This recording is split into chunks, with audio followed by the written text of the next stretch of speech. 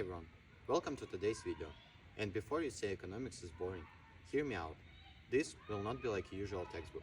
I'll use my best friend Jackie to explain the concept of price elasticity supply, and you will understand that it's actually very simple. Price elasticity of supply, or PES, show how easily producer can change the amount of their supply when prices change. Basically, if prices go up, some producers can quickly make more, while others cannot do this due to their limited resources. The formula is pretty simple: delta QS divided by delta P, where delta QS is percent change in the quantity supply and delta P is percent change in the price. For example, think about my dog's world.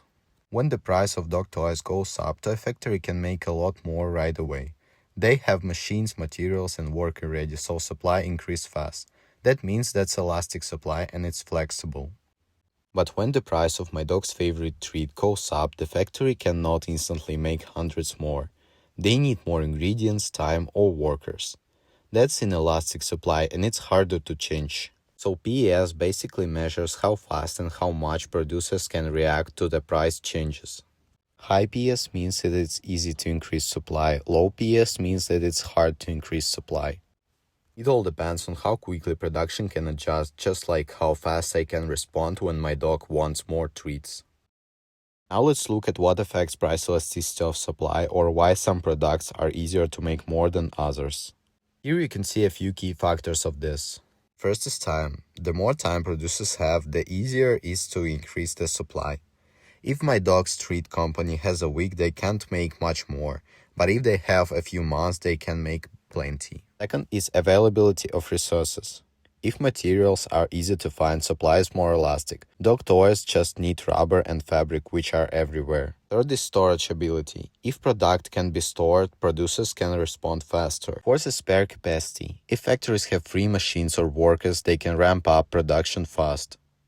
So these factors, time, resources, storage, and capacity, decides how flexible supply is when price change. Let's start with the first type of elasticity. For example, Jackie is allergic to chicken. And even if the chicken-based dog food becomes super cheap, I cannot buy it for her, because she simply cannot eat it. It doesn't matter if the price changes, it stays the same. This type of elasticity called perfectly inelastic supply. And the PES equals 0. Let's move on to the other case. Now let's think about my dog's favorite peanut butter treats. If price goes up, the bakery wants to produce more, but it takes more time to bake, cool, and pack. They cannot double production overnight. So when the price rises by a lot, supply only rises by a little. In economics, this is called as inelastic supply. It reacts slowly. And the PES is less than 1. Now we have opposite cases. A good example would be dog leashes. They're easy to make, the materials are simple, and they can be stored easily. So if the prices goes up, companies can produce a lot more right away. That's what we call elastic supply. That means that producers can quickly increase how much they produce when the prices rise. The PES is greater than 1. Next case will be opposite to the first one. The best example here would be water from the tap. I can give my dog as much water as she wants, and the price per liter stays the same. If price changed even slightly, it would be completely affect on how much people buy. The supply line is horizontal, price doesn't move, but quantity can. And here the percentage change in the price equals 0. And as we know from math, anything divided by 0 equals infinity. So PES in this case will be infinity. And this means that it's perfectly elastic supply. And finally, let's move on to the last case.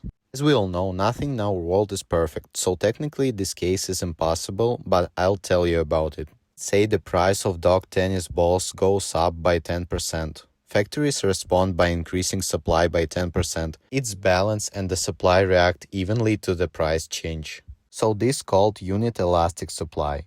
Not too fast and not too slow, just right. As the percentage changes in our equation are equal, so PES equals 1.